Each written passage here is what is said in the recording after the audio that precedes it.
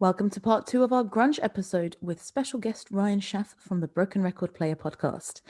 We are talking the underrated band for the grunge theme, and we've picked L7.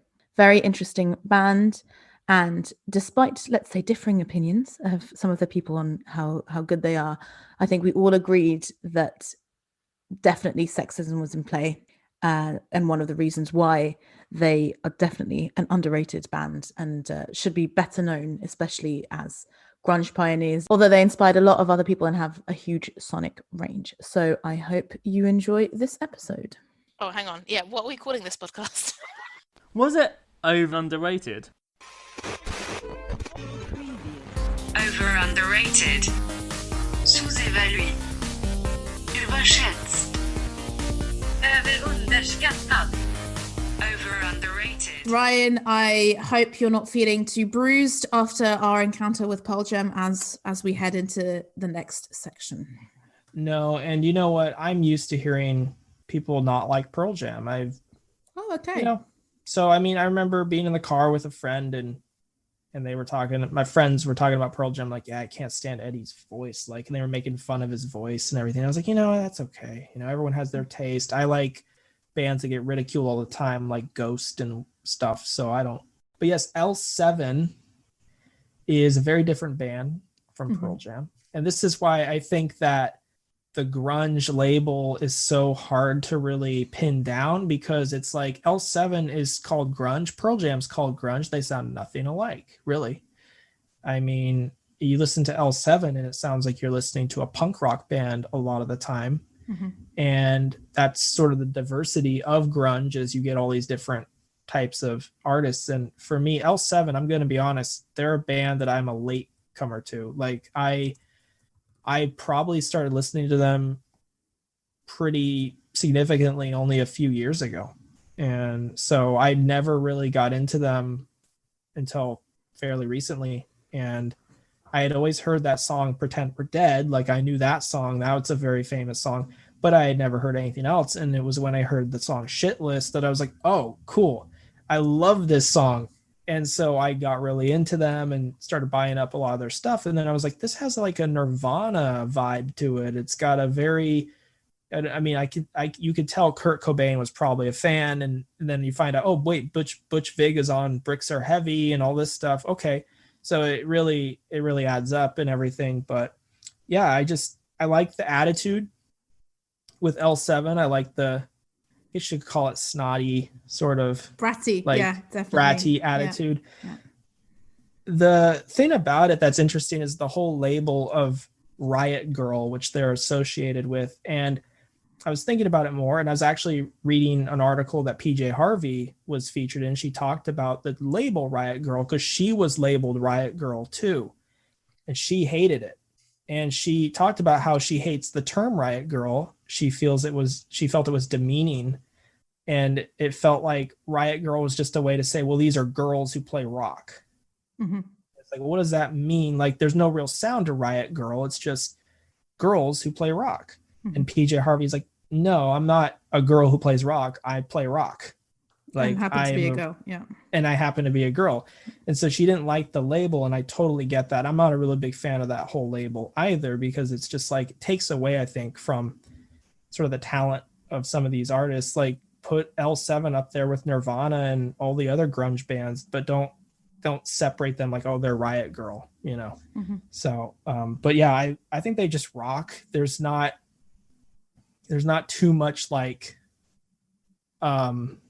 with Pearl Jam, you had slow down moments where it's like, okay, let's take this in. L7's like firing on all cylinders. They're just like, nah, fuck that. We're just gonna be in your face and you deal with it. We're for women who rock and deal with it. And you may not like what we say, but we don't care. And that to me is such a punk rock attitude, which I love. And then mix it in with some heavy, sometimes grungy guitar, and you get L7, which I think is, I love it. I think it's very catchy, and yeah, I love it. I was going to add, like, as a stern documentary watcher, that was the question they got asked the most. Is like, are you a bit like the Go-Go's, but heavier. And I Mm. was like, Jesus Christ, like, you know, and when I was a kid, like in the 90s, like any indie band who had a female singer, I like Blondie. It's like, what? Like, I mean, you can hear more than just a vocal to link someone to. So yeah, it's just lazy. And I felt sorry for them in all their MTV interviews in the early 90s. They got asked about, oh, you're all girls. Oh my God. I was like, yeah, okay. And they can play music. And You don't say, oh, compose, yeah. Pearl Jam, you've all got dicks. Could I just ask a question real quick? Did L7 did you ever hear them in the UK? Like, were they Yes. ever? Oh, they were. Yeah, Okay. I think I know what you're going to say, Fran. But yeah, you say So it. And I then I'll add watched in. it live.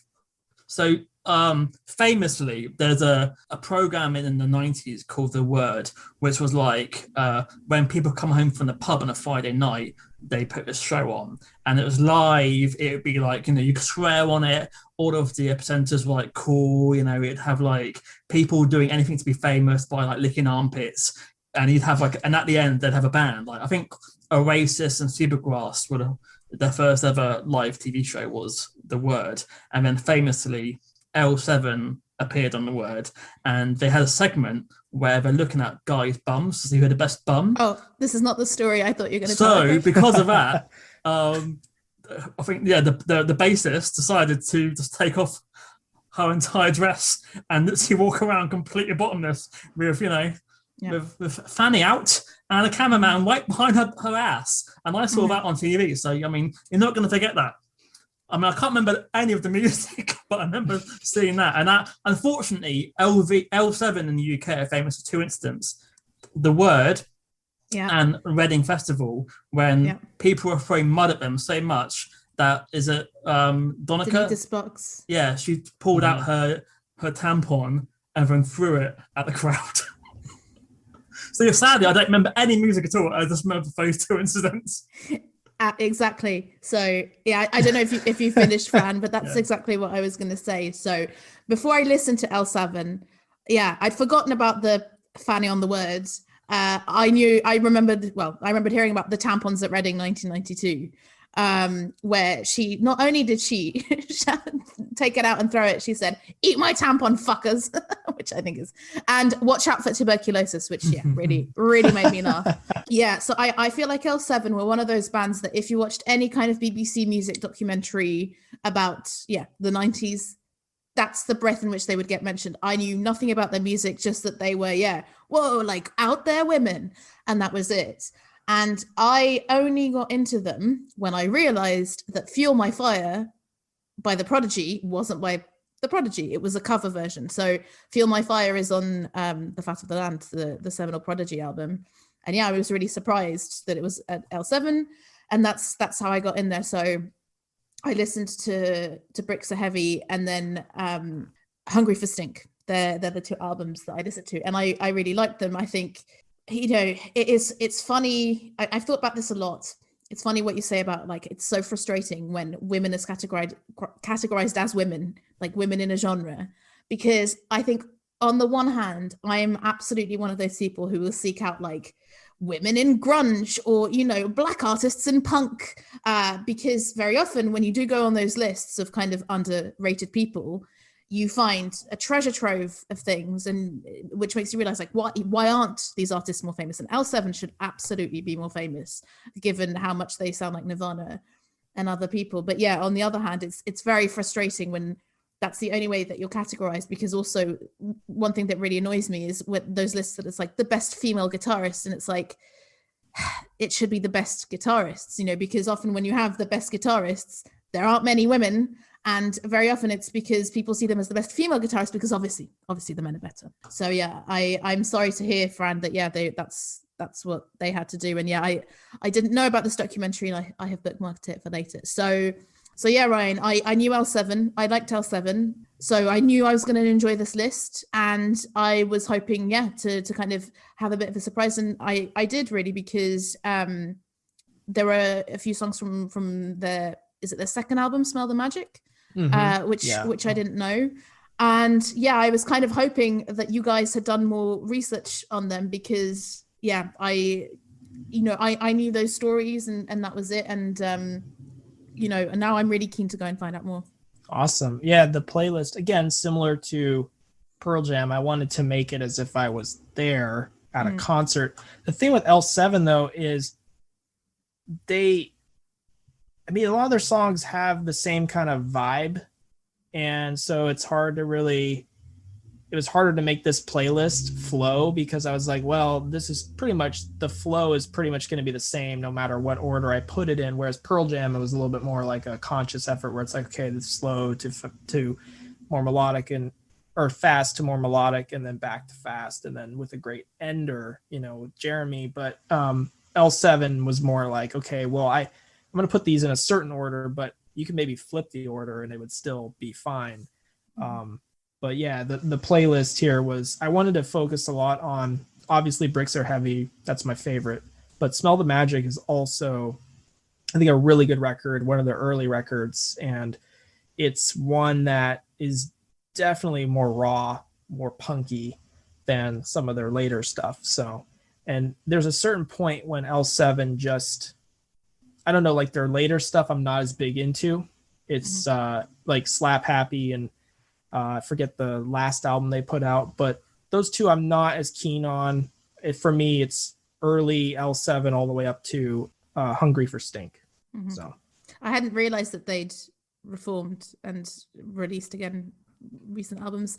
Totally passed me by, but yeah, it maybe sounds like if I check them out, it's with the content warning or something because it sounds different. Yeah.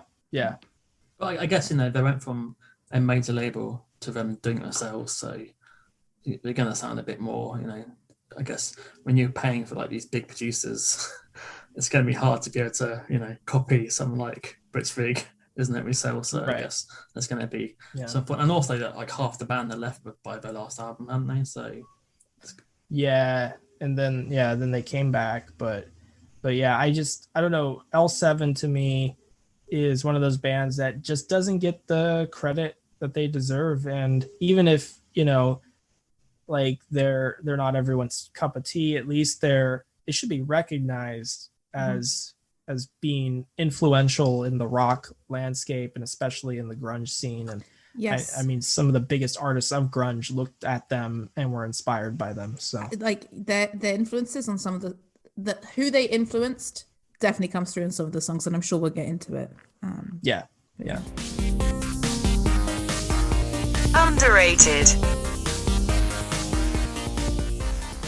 Broomstick is where I started off, and I think Broomstick is one of their more known tracks, maybe not one of their hits, but I mean, I gotta be honest, I was intrigued by the title because obviously it makes me think of a witch, and I think that's what they're going for, is they're trying, because like witches have been historically, people would just think like, oh, a woman is independent, she must be a witch, or a woman is not married and she hasn't had kids, like in the 1600s, at least in the States, like, well, they weren't the States then, but in the colonies, it would have been like, why aren't you married? Why don't you have kids? What black magic are you playing with?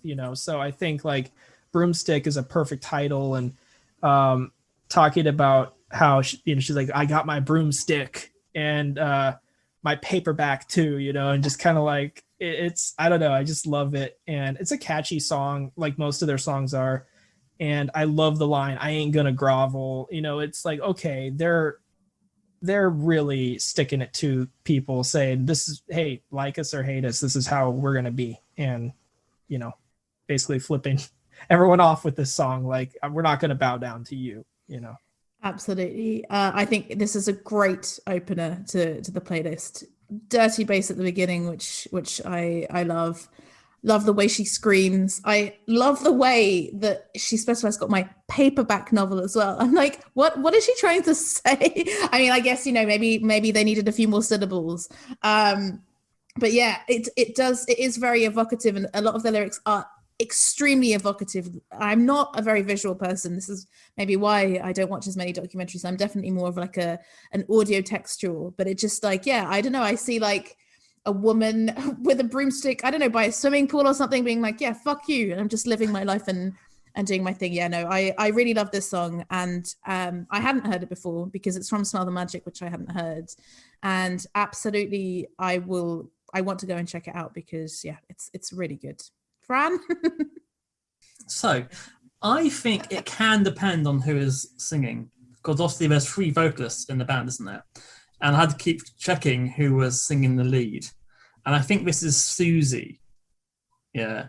And Right. Susie has her own unique style of singing, which I don't particularly like Susie. And yes, I get the witch vibes, but do I want to hear a witch sing? No. I think it has been influenced by the Stooges. I think they sound like they're a big influence on their early work, because unlike Pearl Jam, like they were going a long time before they were grunge. So like I think they started going from the mid 80s, and they were touring with a lot of like 80s bands before they even recorded their debut album. So I think this is the second album, the first on a major, isn't it? So I mean, can it be called a grunge band when you've had 2 albums before grunge even was a thing? I think they said themselves that they wanted to be Motorhead, and you can hear that on this album. I mean, the sound is it's more Motorhead than the Pixies or the bands that influenced the grunge scene. But not for me.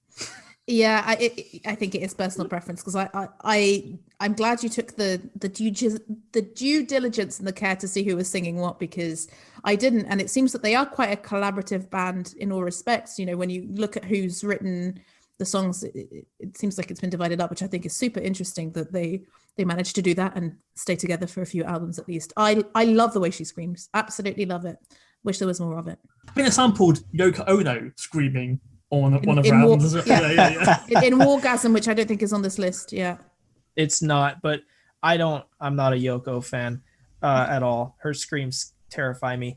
I would like to hear a witch sing, and so like I like witches and I want to hear witches sing. Yoko is something else. Yoko, just a side note, I have a friend who's in the military, and he said in training he had to do for the military, they would put him in like a confined space in the dark and simulate torture tactics on him, and they would play Yoko Ono over and over and over again, and he came out of that like, I never want to hear Yoko Ono ever again. And I'm like, well, I don't want to hear her to begin with, so whatever, but I don't want to hear Yoko Ono screaming. So I don't know. Yoko Ono is one of those where maybe one for a future episode. I really don't know any of her music, and it was only on researching this, because I was thinking, Wargasm and Fuel My Fire, which are 2 of my favorites, aren't on here, and I hadn't even realized it was Yoko Ono.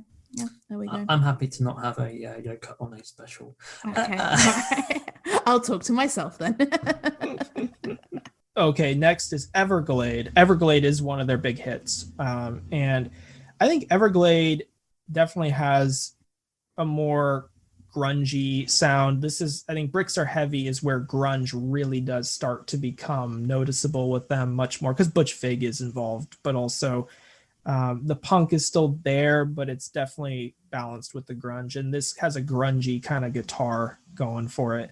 And I like what it's about. Again, it's about assholes in the pits at concerts, and how there's always that one person there who's just being a jerk, and you have to deal with that person. And whether it's a person in the pit at a punk or a metal show, or just that person who's super tall and they just happen to stand right in front of you, and that they know they're tall, but they still think they should be at the front of the line anyways. It's just like, every time I've gone to a concert, I've dealt with somebody who I'm like, oh, this person, really? So I think it's about that, and just kind of about, I don't know if Everglade's like a bouncer or something. I don't know who Everglade is, but they mention Everglade as like being a person almost. Like, that's what I got out of it. Or is it like a fictional band? That's what I was thinking. Oh, is that what it was? I did not look up the song meanings for this one. I'm doing it now, literally, actually.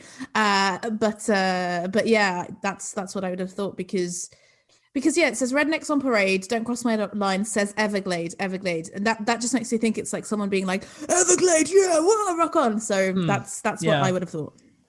That could be too. I don't know. Like, a lot of these songs don't have much to look up. They're not like Pearl Jam. They haven't sold millions and millions of records and had people interpret all their stuff. So it's that's what we're gonna do here today, guys. That's what Get we're gonna ready. do here today.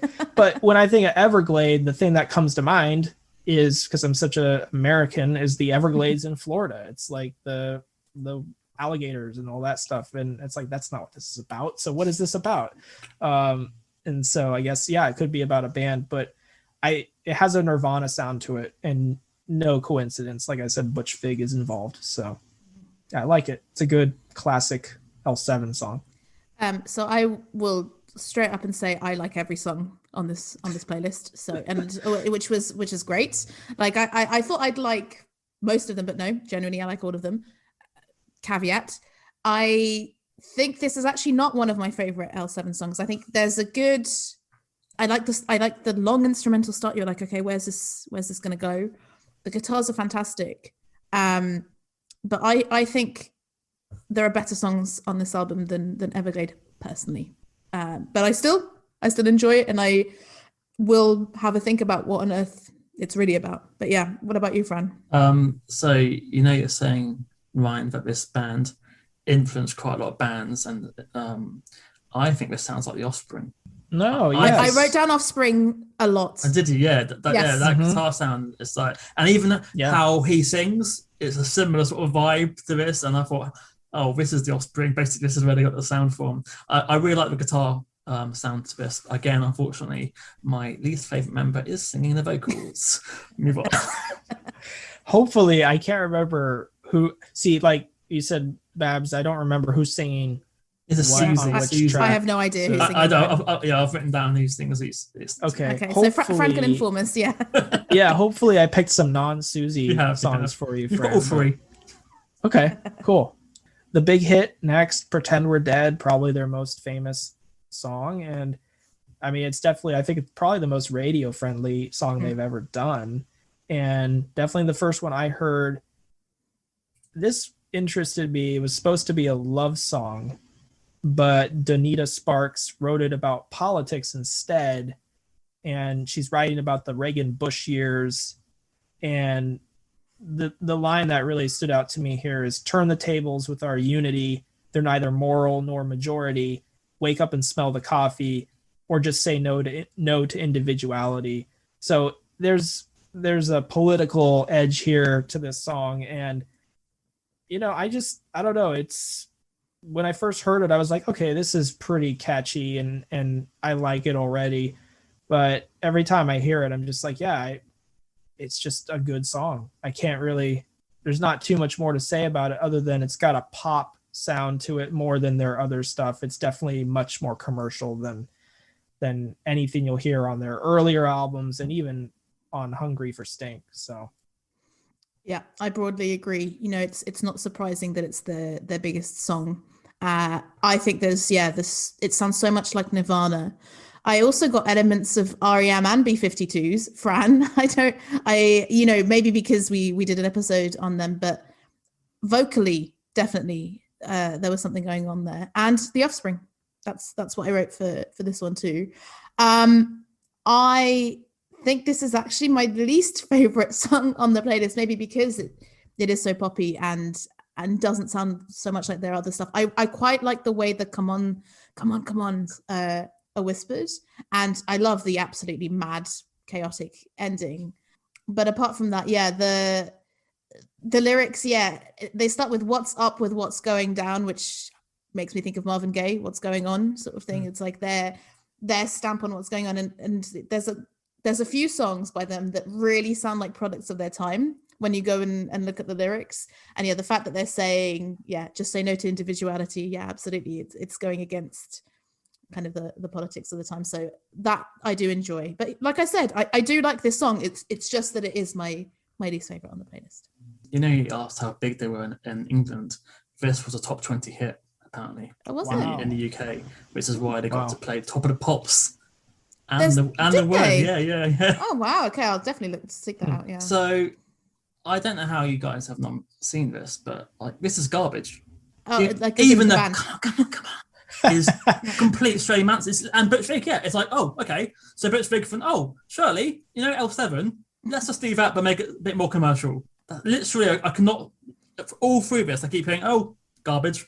That guitar's garbage. That sounds garbage." But do you think that because you know it's Butch Vig? No, because I heard that before I watched the documentary and found out that Butch Vig had produced it, and I there thought, we "Oh, go. for fuck's sake!"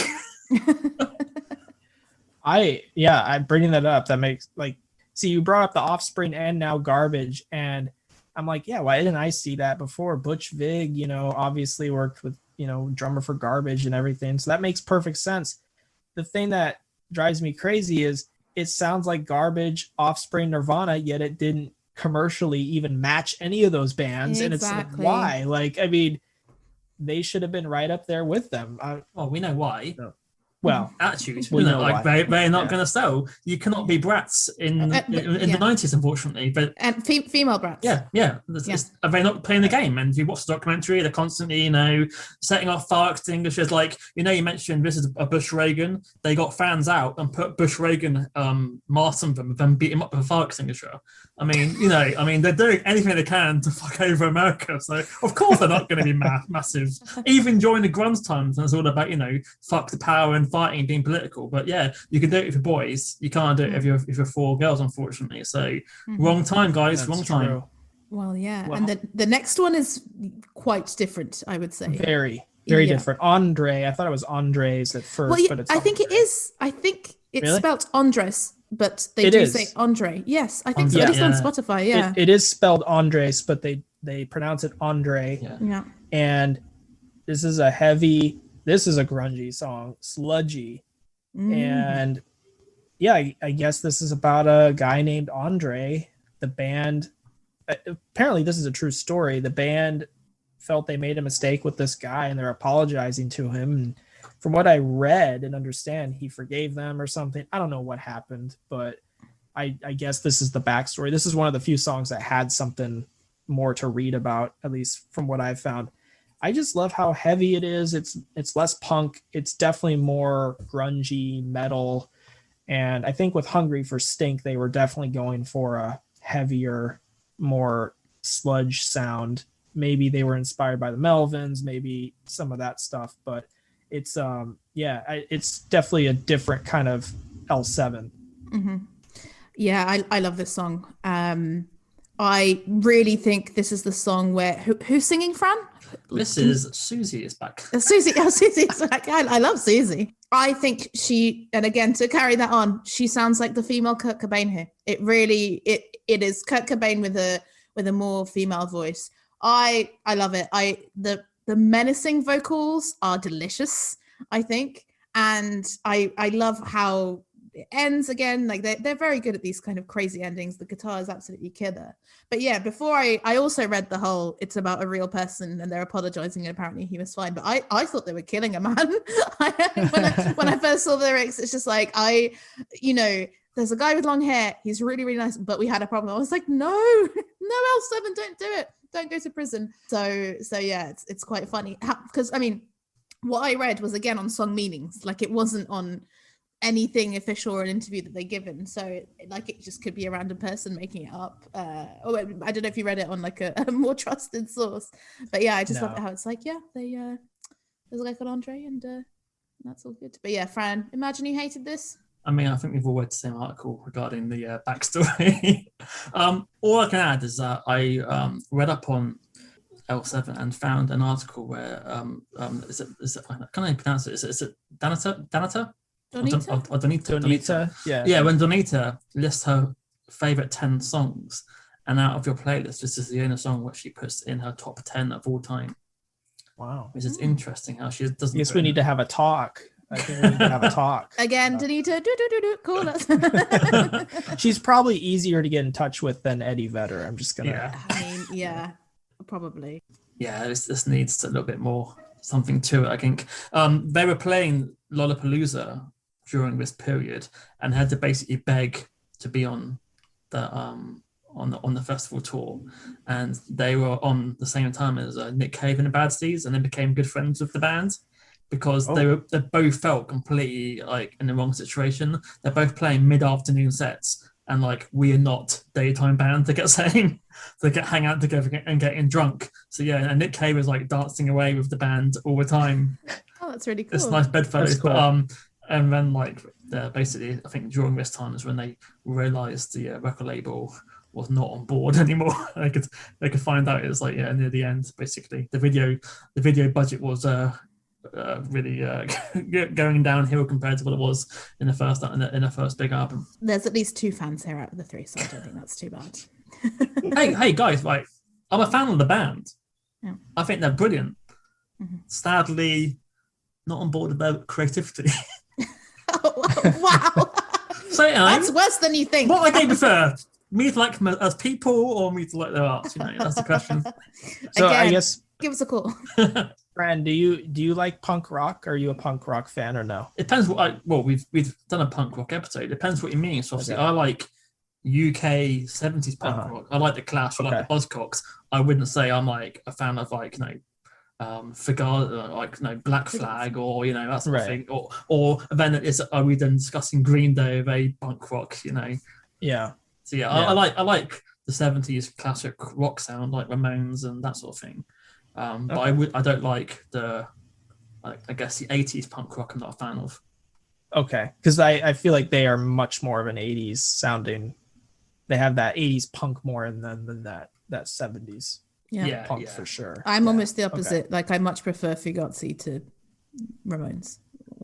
So I think a lot of the 70s punk still were writing pop songs, but with a punk sort of mask to it. Yeah, it's like the Sex Pistols. They're pop songs, aren't they? Really, but with some fancy dress onto it. So I think by the 80s it became these guys were doing a lot of drugs, living the lifestyle and singing about it. It was a bit different, a bit darker. Yeah, for me, punk, when ska punk comes into the scene, that's when I start to back away. When the 90s ska punk started to really become a thing, I was like, I don't know, punk, that's not, I don't know. Didn't jive with that too well, but Over underrated. Sous-évalué. Überschätzt. next song here is another big hit, Shit List, or as they say in it, Shit List, however they say that. This is the song that made me go, okay, I like this band. And I remember hearing it, I think it was at a goth club, believe it or not. I was at a goth club and they played this and I was like, cool, this fits. I could tell this isn't a goth band, but it somehow fit. It had that vibe going that it could be played in a goth club or something. Like goths could like this. And I saw people dancing to it and I was like, oh, cool. This is a good song. And this is probably one of my favorite songs they've ever done. Just so full of attitude. And I really love the guitars here. And I mean, I like them on most of their songs, but the guitar tone here is great. And I think this is one that doesn't have just Susie on vocals. I believe it's got Donita as well on vocals. So maybe that changes things a little bit. Yeah, Fran, Shaking his head. Because that vibrato really annoyed me. Yeah, I love this. I love this song. Absolutely love this song. I knew this one before because it's from Bricks Are Heavy. And again, not a visual person, really visualize this song. The lyrics are funny. There's a sense of humor here, and just when I get mad, I get pissed, and I grab my pen and I write out a list of all the people that won't be missed. It's very simple, but I'm like, yeah, I can see people, someone doing that, almost like someone getting a voodoo doll as well and kind of stabbing them. Very, very vindictive, very bratty, very fun. Love it. Fran.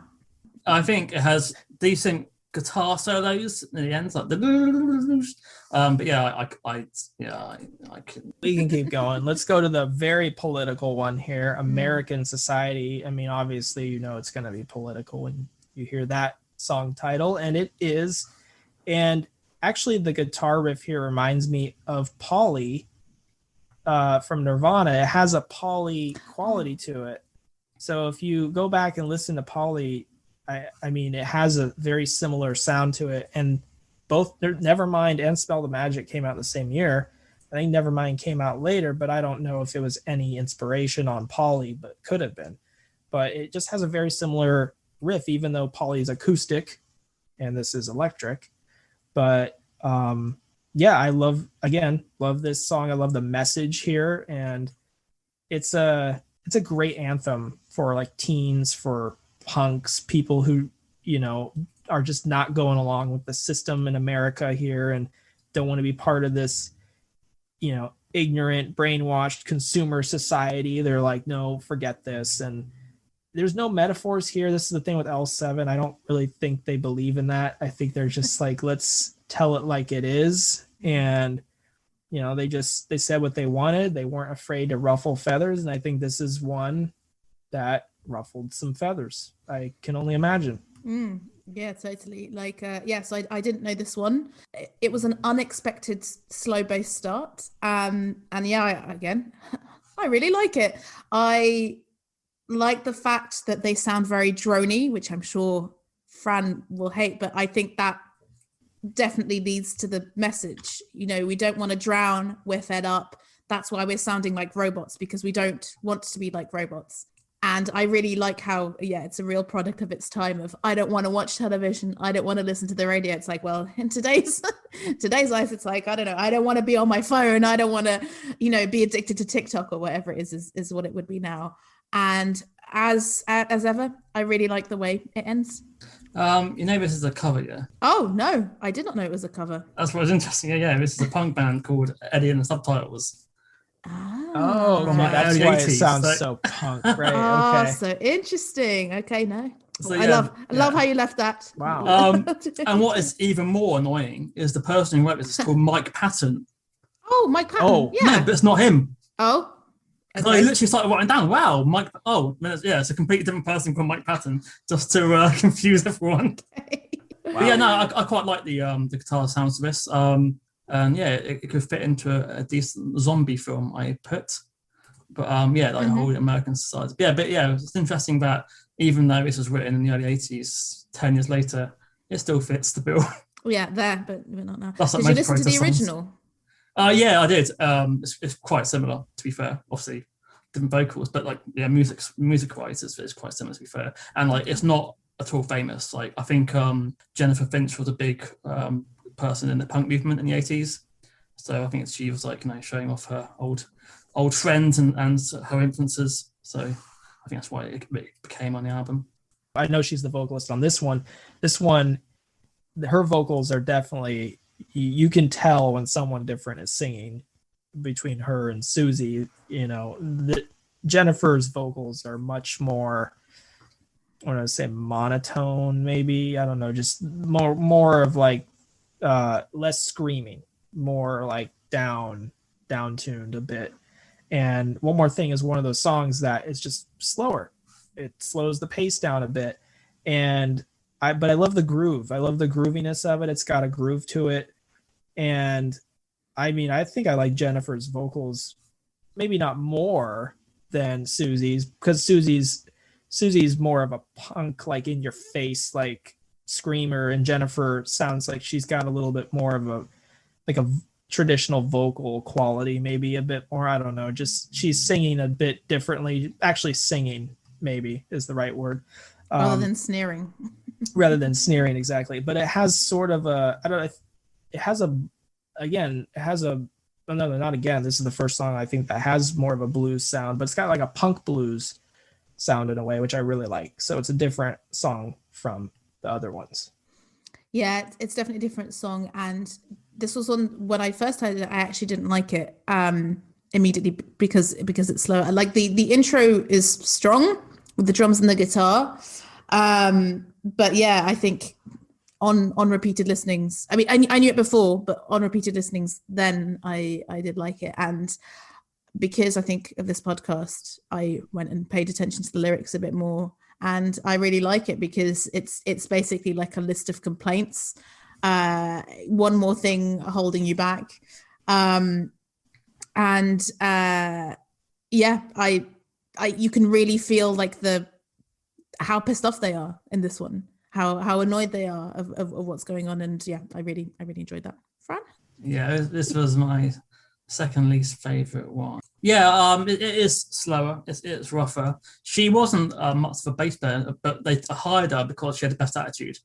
So he said, I will make up with the attitude compared to my bass skills. And I guess this is her second album, so I guess you're still learning whilst you're at this stage. But I think by the 90s, I think they're all pretty decent players. I mean, for a band who and people remember for being ramshackle and getting drunk and whatever, they can play. Absolutely. It's not like Sid Vicious, for example. Yeah, I mean, Right. they're players, and I guess if you've been in a band for 5 years playing constantly, then you're going to become good. So yeah, I think it is what it is. Well, I thought since Jennifer was the main vocalist here, there'd be a different opinion on it, but I guess not. I think in the 10 songs, I think I like 3 vocals. But some people I find vocals hard to ignore. Unfortunately, it's I was in the UK, everyone likes idols. I can't get past the vocals. It's I don't like shouty vocals, unfortunately. And this band, whereas I had not even realized that there were different people singing. Yeah. Until this episode, vocals, vocals and actually the vocal melody line is very often the last thing that comes to me. When you go and do karaoke, for example, and you're like, I know this song, and then you're like, oh no, I don't know the vocal melody. That happens to me all the time because it's I'm listening to the bass or I'm listening to the guitar. It kind of goes, I think, bass, guitar, drums, vocals for me vocals, drums in the order that I hear. I think also because in the documentary they keep saying, "Hi, I'm Susie. I play guitar and vocals," and and then in the studio they keep overtracking each other. So it might be hard to know because they do sing at the same time quite often. So it's hard to work out who is the lead vocalist. I think on some of the choruses. We're back to the album Hungry for Stink here with Stuck Here Again, and this album was very different, I think, from a lot of their other stuff. It did slow things down, make it a little bit grimier and even more sludgy, and I love that. So this song has a really cool psychedelic guitar going at the beginning, and not really as punk or heavy, but it shows they had range. I think this one you could almost say is more of just a generic alternative rock song in some ways. At least that's how I felt. But again, this song has some, what you could interpret for me at least, is some bluesy influence in it, which is interesting because punk you don't really think of punk and blues going together, but I found this song had some of that in it, which I thought was really cool. So Hungry for Stink, I think, is probably the last album they did that I really enjoy, but it was a very different album from their other two, and this song I think is an example of that. So interesting what you're saying, because I've actually got quite different notes for this one. So I agree with you on I call it swirly guitar because I'm a very technical woman. To me, if you take out the voice and the solos, it sounds like Fran's favorite term, Britpop. I thought this could have been a Blur song or an Ash song. That's totally the vibe that I got from it. I think maybe also because the bass is a bit more independent here, because as I said, what's annoying with L7 actually, it's you have the space, but you keep playing exactly the same thing as the guitar. Here it's a little bit different.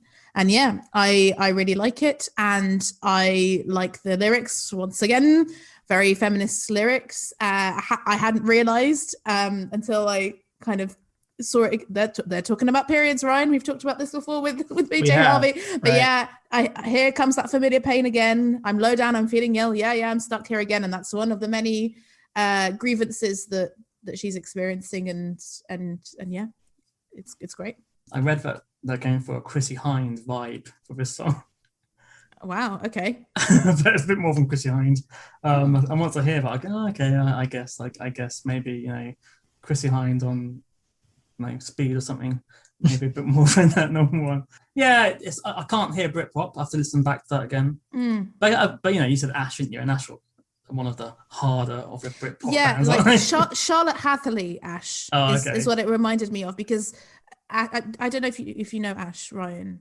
Not really familiar. So they're a Northern Irish band who started, I think, when they were teenagers, right, Fran? They were 16, 17 and got pretty big pretty quickly. And they do mesh very melodic sounds with very hard guitars sometimes. Their sound does influence and change, but yeah, They were a three-piece. There were three guys, and then for three albums,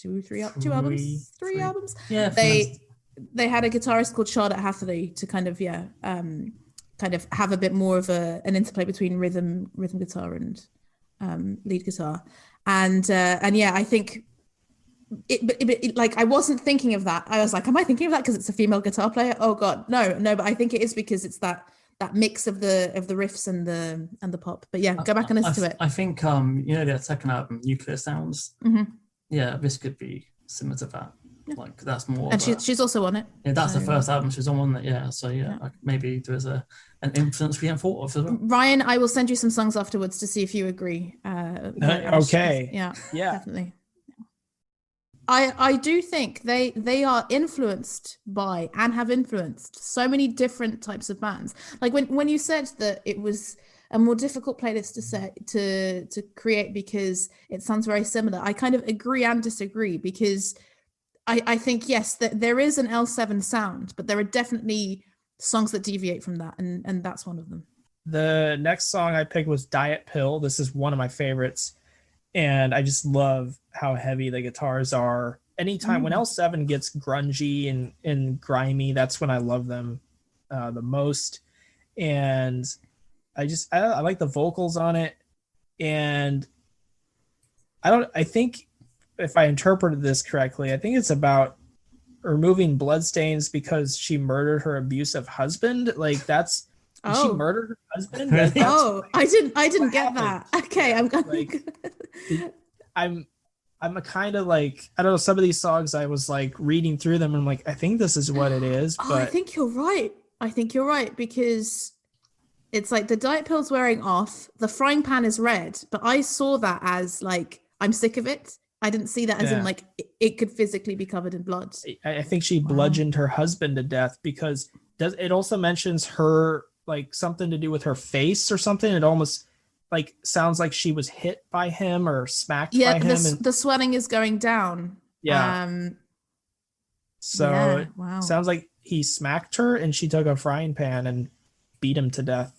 Wow. So that's so interesting. And we wonder why we're not commercially big.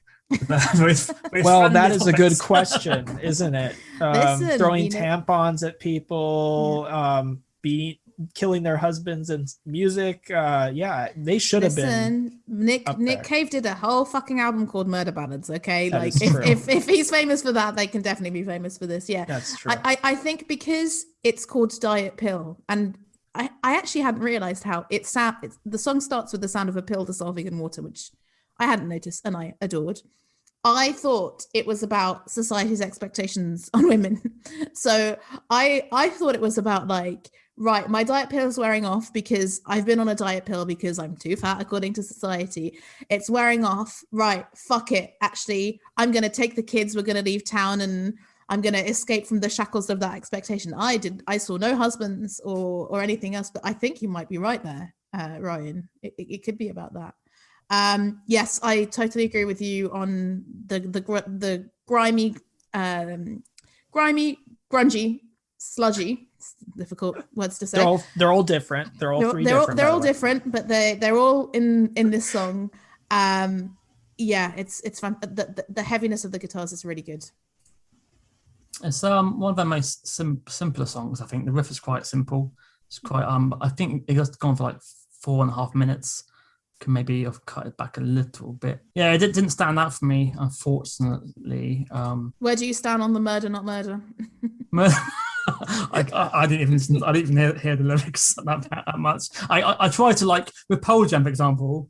It's very easy to find out what your song was about, and then I literally was like googling as many songs as I could for this band, and it's like apart from Andre, which we all found out, there was no one saying what the song was about, unfortunately. And it's like it's impossible sometimes to read song lyrics and guess. And as we've done previously, we've all had different opinions on what the song's about. So yeah. Well, this one, the lyrics here, because Victor's in the bed, sewn in the sheets with thread. The twins are in the car. The frying pan is red. I just kind of felt like she wrapped him up in sheets and tied it together. How she's trying to hide this body. I mean, that's kind of how I think you're right. Interpreted that. But yeah, I think you're right, because I remember looking at the lyrics and seeing the sewn into the sheets, and I was like, okay, the sewn into the sheets, that doesn't. The only thing I can think of is like, oh, are you depressed? And because you're depressed, you're sewn to the sheets because you can't get out of bed. But now it's changed and you want to leave town. But yeah, I think your interpretation might be right. So yeah, maybe again, not as simple as we thought. Maybe not. And that brings us to the final one, which is Right On Through. And I don't know why I honestly don't know why I picked this last, but when listening to it more, I think like it's kind of interesting because Right On Through, I think, describes the band in a way, like in terms of how fast this playlist probably go. I mean, like 10 songs in 30 minutes is pretty quick. Not as quick as the Ramones, but pretty quick. And so I think like that's kind of, I mean, the title of it kind of fits with, I guess, the playlist in a way, but I mean, I think it's got a good groove to it, and it's very, I think the guitar has a groove element to it that is not present in some of their other songs. I don't know. It's just, to me, I liked the guitar a lot on this track specifically, and I have no clue what it's about. I didn't really get that far on this one, but I just, this is one of those songs that I was like, I really like it. I don't know why, but I really like it. It has a good sound to it that I can just nod my head to. And when I listened to Smell the Magic, this is one that stood out to me, at least when I first heard that album. So I had to put it on. So. I have to go back to what I said at the beginning of, I'm gonna go and listen to Smell the Magic immediately, because I really clicked with the songs that you put on here, and I didn't know any of them. Yeah, this one I wrote before we had this conversation. I wrote pure unadulterated rock and roll, one to show to people who say that girls can't rock, because that's exactly what they're doing. Starts with the bass, love the way it builds. I think it's fantastic, and yeah, if you're telling me that all of Smell the Magic is like this, amazing. I'm gonna check it out.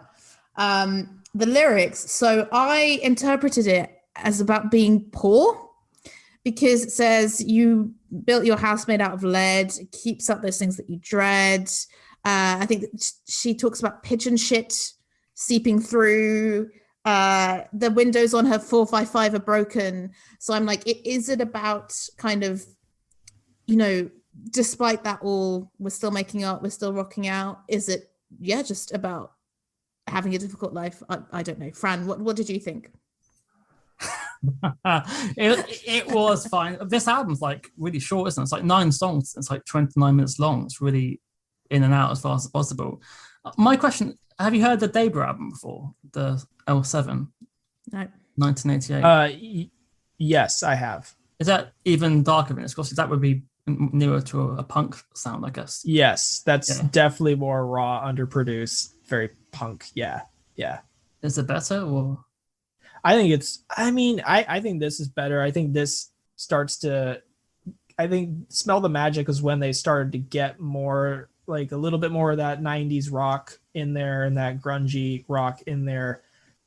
So I think that Smell the Magic definitely sounds better, but L7, if you're looking for a more harsher kind of punk sound, I think that would be the one to go to. Yeah, they need to put 2 tracks from the debut on her top 10 songs, even to this day. So I was curious to know, are we missing out on something, or is that just her being, precious because they're the first songs she wrote, maybe?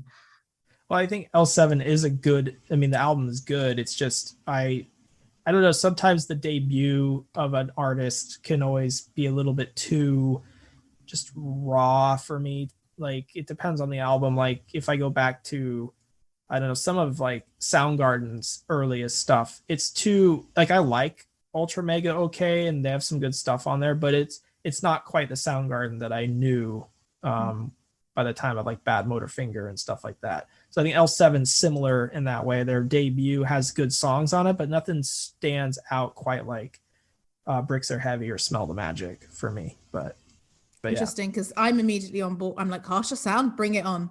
But harsher, but like, I like harsh, but not like when, like, for example, the genre black metal, where the black metal artists were like, it's got to sound like shit, and that's the best way it sounds. And it's like, no, like give me that overproduced stuff, like because sometimes they're like recording on like really shitty equipment on purpose just to make it sound shitty, and like that I don't really like that. Not saying L7 did that, but Sometimes I do. Sometimes I quite like lo-fi, but I mean I don't know if I would for L7 because again, yeah, especially if you're used to especially Bricks Are Heavy, it's going to sound completely different. Okay, yeah, maybe yeah. I'll need to go and listen and I guess it's like Bleach and Nevermind, isn't it? Really. Yes. Bleach though, I don't know, it's weird. Bleach is my favorite. Yeah, I love Bleach. Yeah, me too. I think like I do love In Utero and Nevermind as well. And yeah, there's this music group called 20 of the Best where you have to pick your 20 favorite songs of a band.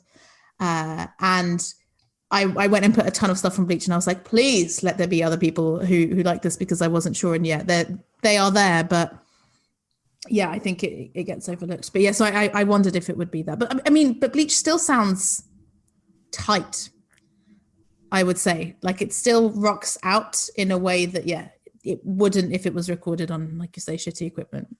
But I think that L7 would be a decent live band.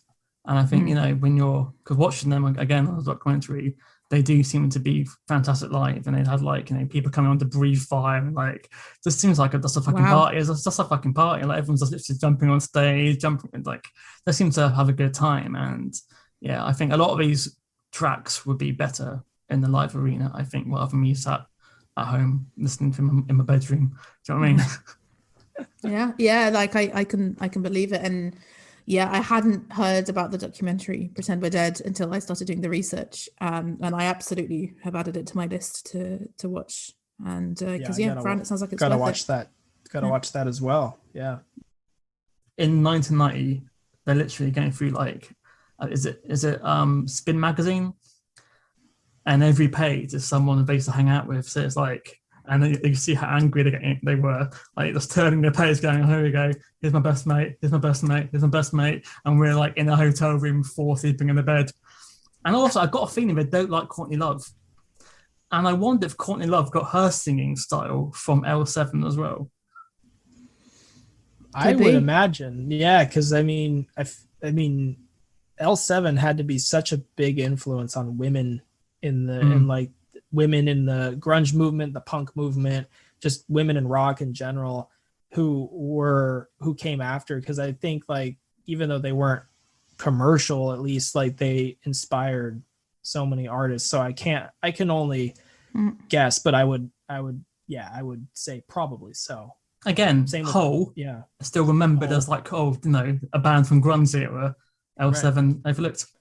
Yeah, which is why we come to the question of, are L7 underrated, Fran? Okay, again, like I said, I'm very happy this came along because, for the past 20 years, L7 were the band on the word. They were that shock band I once remembered from the 90s. And it's interesting. Yeah, how old were you when you was that your your first? 12. Because you forget when you're 12 years old and you can watch a naughty program after 11. Of course, you're going to fucking watch it. Yeah, you weren't expecting to see anyone's fanny that evening. 4 channels, guys. 4 channels. That was amazing. So yeah, so it's nice. I can now put songs to the actual name L7, and yeah, I mean, I think Pretend They're Dead, I think, is their best track, shock horror.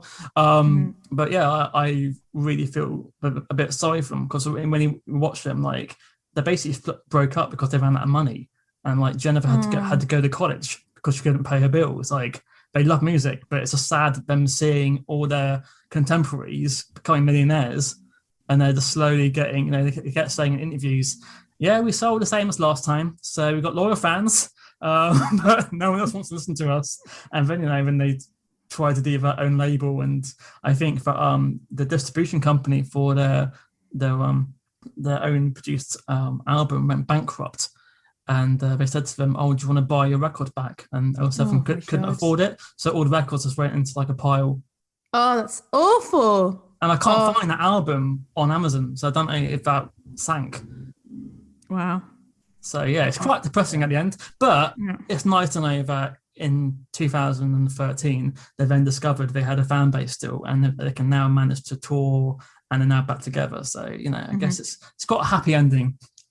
Yeah, I mean, I absolutely 1,000% think they're underrated. I was really happy, Ryan, when you picked this as your underrated, because I was like, oh yes, you know, have the time to go and research them a bit more and listen to them a little bit more. I had no idea about that background. Yeah, I just presumed, like with so many other female bands, you know, it's like they were in the history, but they very often get written out. Even sometimes when they are successful, it just happens. I think people don't realize the biases that they have. I'm thinking of the Slits when I think there was a punk exhibition, and she went and then wrote in all the names of the kind of female bands who had influenced that just weren't mentioned, kind of written out.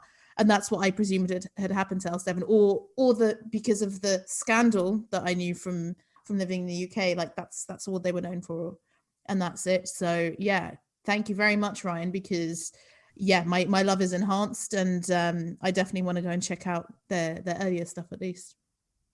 Thank you, Ryan. Great. Yeah, thank you. My favorite scene in the documentary, I won't mention it anymore, is when they're recording is it Hunger the Stink? Is that what's it called again? Hungry for Hungry Stink. for Stink, yeah. and the Motley Crue are in the same studio, and they invite him in to see them record. And obviously, being Motley Crue, they have to have naked girl pictures all around the studio. Right. So then L7 get their runner to go and buy every single gay porn mag, so they can put dicks all around the studio, and then invite Motley Crue in to see how they fall. That's great. Man, they're amazing. That's great. Okay, everyone, like I think more than any other underrated band we've covered, fucking go and check them out. Chuck them some money, because yeah, they deserve it. But yeah, Absolutely. thank you so much, Ryan, for coming in and putting up with us criticizing Pearl Jam. I hope you had a good time, and yeah, I'd really like you to talk about your fantastic podcast again and where you can find it. Yeah, I had a great time. So thanks again for having me. And yes, you can find the Broken Record Player podcast on pretty much anywhere you get podcasts: Spotify, Apple, Google, Stitcher. You can also go to the website at www.thebrokenrecordplayerpodcast.squarespace.com, and you can listen to all the episodes there and read blogs, things I've written. I wrote a tribute piece about Peter Steele, the lead singer of Typo Negative, on his 11th year anniversary of his passing, and also wrote a little thing about Prince on his 5-year passing. So you can read those on the website, and I'm going to add more. So yeah, stay tuned, and more record giveaways will be coming. So stay tuned for that.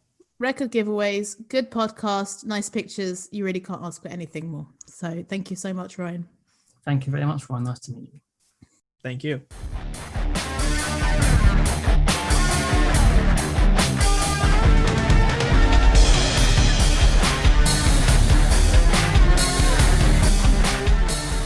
And that's the end of our 2-part grunge episode. What did you think? Did you agree more with Ryan, Babs, or Fran? Let us know. You can get in touch with us. Follow us on Twitter at OU Music Pod. Follow us on Instagram, @overunderatedmusicpod, or you can even email us, overunderatedmusicpod@gmail.com. I'm going to head out and rock out a little bit more to some L7, and see you next week for the final episode of the season.